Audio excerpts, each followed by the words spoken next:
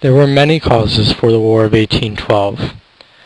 These causes included Great Britain still held grief over the defeat in the Revolutionary War, along with the fact that Great Britain did not want the United States trading with the French Empire, which Great Britain was at war with at the time. The British Royal Navy also intercepted and searched U.S. merchant ships for veterans and deserters of the Royal Navy to impress them into service in the war against France. Britain believed any U.S. citizen who was born British was liable for service in the Royal Navy and Army. British ships stationed themselves just outside of U.S. harbors in view of the coast and intercepted and searched their merchant ships. There was also debate about possible U.S. expansion into Canada.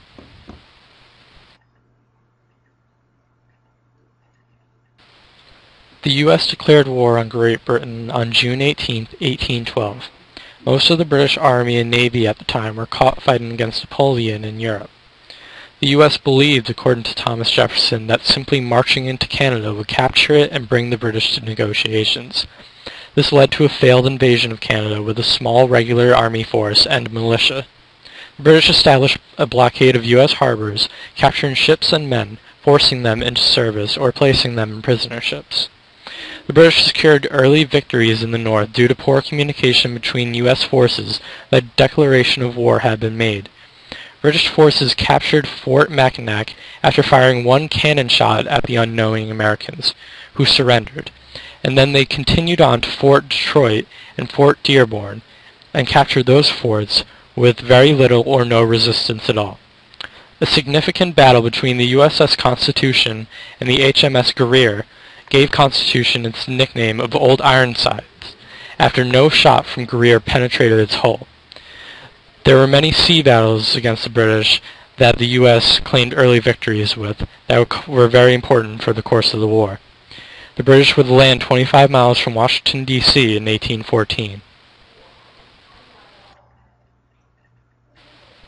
After the defeat of Napoleon in Europe, there were more veteran British troops available for the War of 1812.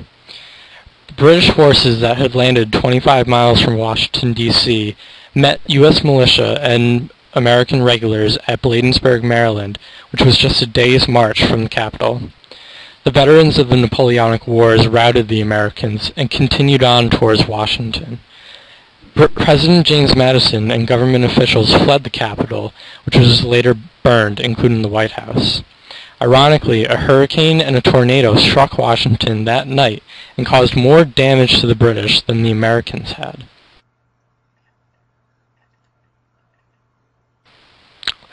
The British marched on to Baltimore, the city of anti-war protests just years prior. Citizens had to prepare for an attack outside of their city and at Fort McHenry. The British landed at North Point and engaged U.S. forces led by General Ross. However, a sniper shot and killed the general, which threw the British into disarray. British ships bombarded Fort McHenry for 25 hours straight and were out of range of the U.S. cannon, which could not fire back. At night, all the lights in the fort and city were put out. An inspired poem written by Francis Scott Key called the Star-Spangled Banner. The first verse became the national anthem. The British had tried to coordinate the land and sea attacks, but failed, causing them to call off the attack, giving victory to the U.S.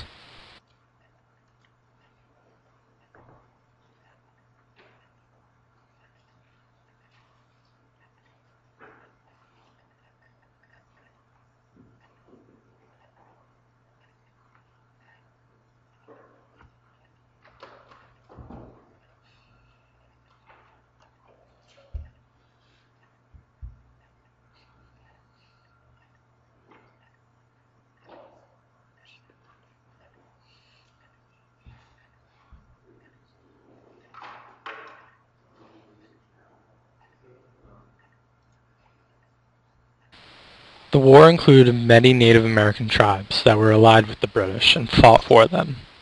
The Shawnee were one such tribe that engaged the Americans at the Battle of the Thames, in which their chief, Tecumseh, was killed.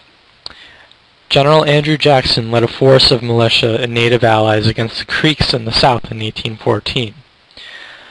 This engagement was also known as the Creek War. The Creeks surrendered after the Battle of Horseshoe Bend. British native allies continued to fight, however, after the war had ended, as late as 1870, though it is not known whether they continued to fight for the British or on their own.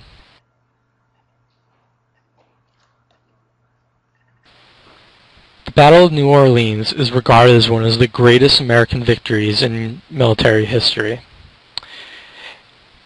The British had landed 30 miles outside of New Orleans in December of 1814.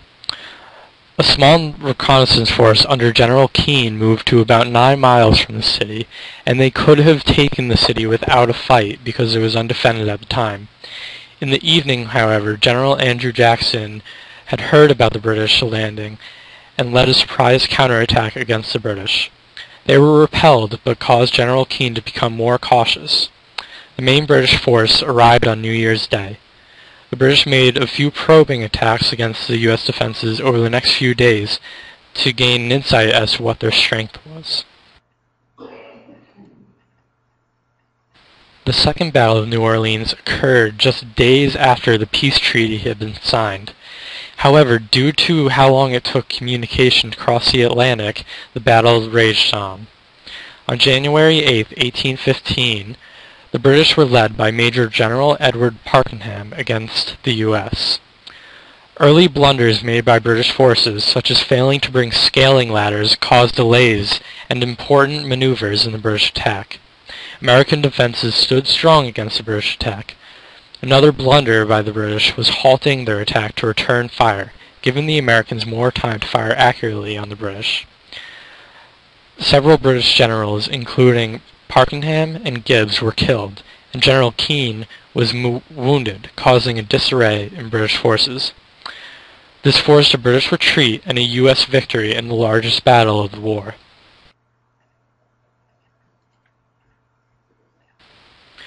The Treaty of Ghent was signed just one day after the First Battle of New Orleans. In the treaty, all territory and borders were restored to what they were before the war. All prisoners of the war were released and returned to their respective countries. Matters of impressment of Americans into the Royal Navy and raids by the British ended when the Napoleonic War ended, and thus was not included in the treaty. Territory the U.S. conquered from Spain during the war was not returned, despite Spain's protests. After the war, the Federalist Party of the United States was disbanded. They had been branded as traitors for protests against the war and threats of secession from the United States. Some fighting with Native Americans allied with the British continued. The War of 1812 brought America a newfound divine right to exist as an independent nation.